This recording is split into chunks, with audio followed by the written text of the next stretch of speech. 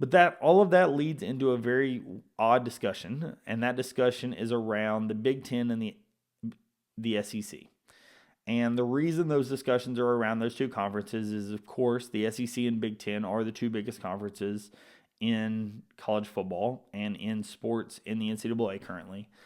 And because of that, they hold the most power. They have the most teams, they have the most viewership, they have the most power. They also have the TV conference or TV deals that are the biggest. And because of that, you see both of these commissioners going towards, talking about the playoff. And often it sounds like they're wanting to go, when this expands to a 16 team playoff, they want to have 4 automatic qualifiers for each of their conferences. So 4 for the SEC and 4 for the Big Ten. So that's the model that they're wanting to go for, right? They're wanting to go to 4-4, 2-2. So 4-4 for the SEC and Big Ten, 2 for the Big 12, 2 for the ACC, 1 automatic qualifier for the Group of 5, and then 3 Group of 5 teams. They're wanting to do that obviously because they're saying, hey, we have stronger teams, we have better teams, we have more teams, we should get more automatic qualifiers.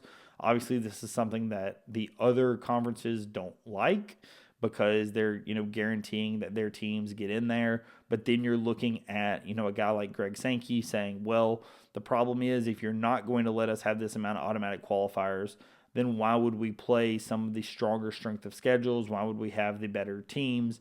Because we can bolster a better strength of schedule and more wins if we just beat up on some worse teams, right? If you're punishing teams that have 3 losses because we're such a good conference, and he pointed to Alabama and such last season, if you're going to punish some of our 3-loss teams just because they had to go through an absolute gauntlet, then why should we even play that tough of a schedule, right? We shouldn't play as tough of a schedule so that they have as good of an opportunity to get in the college football playoff as everyone else.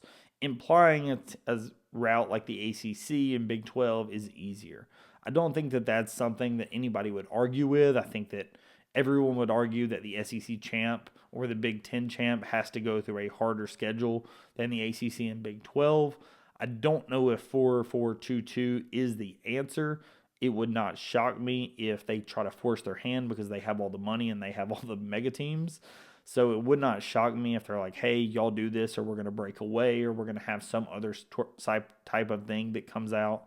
That's what a lot of people are kind of insinuating is going to happen, is that Greg Sankey and the Big Ten commissioner are going to say, well, we're going to make our own league that's not FBS, FCS. It's just going to be the big teams, and we already have the TV deals, so we already have the money. If anybody else wants to join us, feel free, but this is who we have.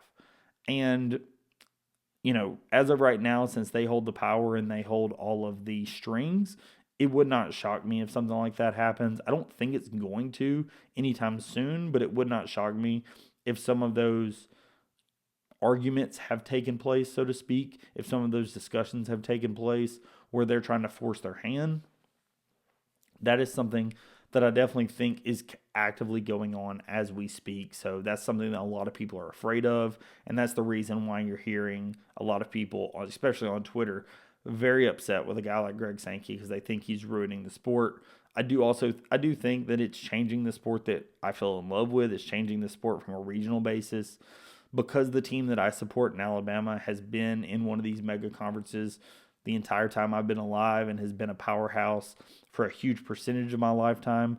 Then, I haven't felt the downside benefit or downside of this. I do know some people that are maybe fans of a team like Washington State or somebody that's definitely had major impacts on all the conference realignment, or a team like Oregon, where now you're having to travel to Rutgers, right?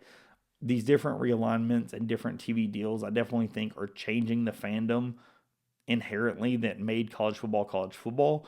I think that if you're interested in that kind of content, listen to the podcast. The guys over at Solid Verbal have talked about this at length because both of them support teams that have vastly been dealt with this. Dan obviously supports Oregon, and then Ty supporting Penn State and Notre Dame.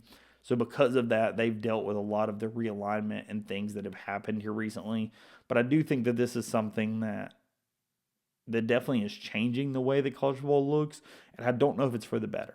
I think that Greg Sankey has a point and has all the cards that he can play, but I don't know if it's making things better for him to do what he's doing.